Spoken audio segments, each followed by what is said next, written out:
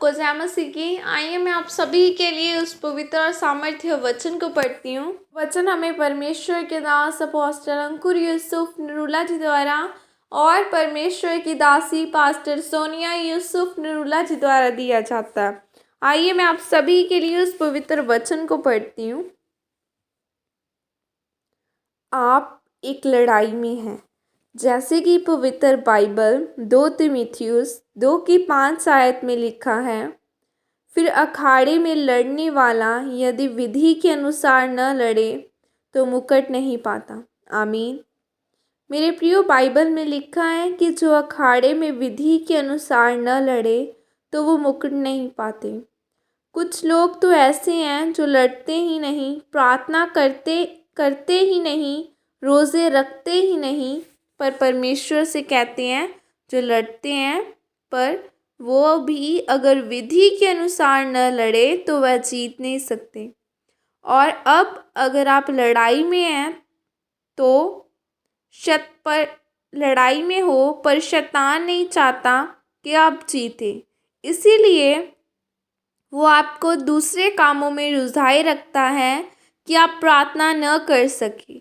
शैतान से एक वो ही व्यक्ति जीत सकता है जो हर हालात में परमेश्वर के वचनों पर चलना नहीं छोड़ता, जो परमेश्वर के वचनों पर अड़ा और खड़ा रहता है, चाहे उसको कितनी भी मुश्किल में होकर गुजरना पड़े।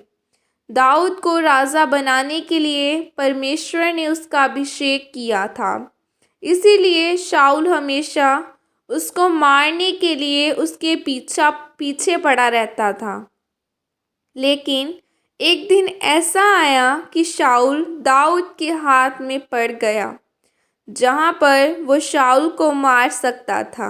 और दाऊद के साथी ने उसे कहा कि परमेश्वर ने तेरे दुश्मन को तेरे हाथ में कर दिया है, अब तू मुझे आज्ञा दे कि मैं तलवार के साथ एक ही बार में उसे मार डालूं। शाऊल से परमेश्वर का आत्मा उठ चुका था और दाऊद पर आ गया था, और राजा की कुर्सी दाऊद के पास आ चुकी थी।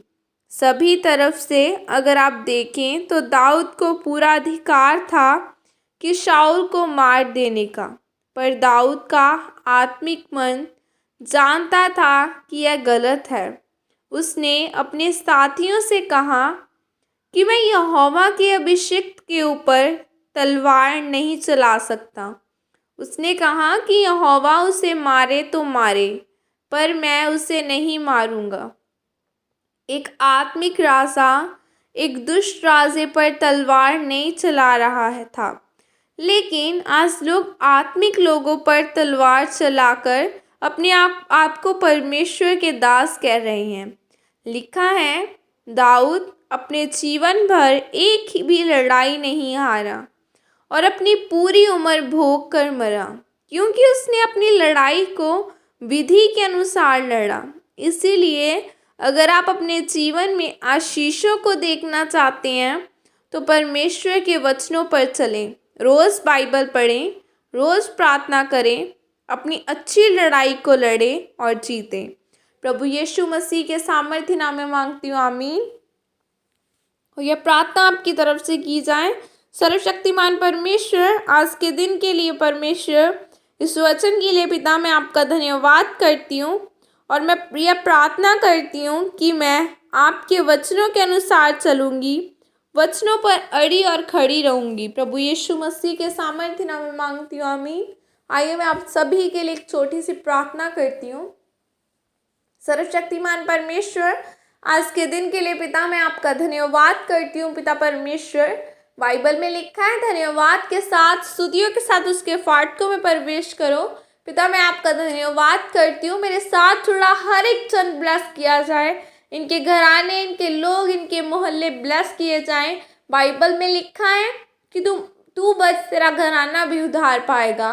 खुदा इनके साथ इनके घराने उद्धार पाए। परमेश्वर, इनके घराने ब्लेस किए जाएं, इनको तेरे पवित्र हाथों में सौंपती हूँ। आपकी ब्लेसिंग्स, आपकी बरकत, आपका पवित्र आत्मा इनके जीवनों में जाके इन्हें आजाद करे और एक बड़ी टेस्टिमनी के साथ खड़ा करे, इन्हें एक बड़ी गवाही के साथ पिता ब्लेस कर। प्रभु यीशु मसीह के सामर्थ्य नाम में मांगती हूँ, आमीन। सबको जय मसीह की। God bless you all. खुदा आप सबको आशीषित करे।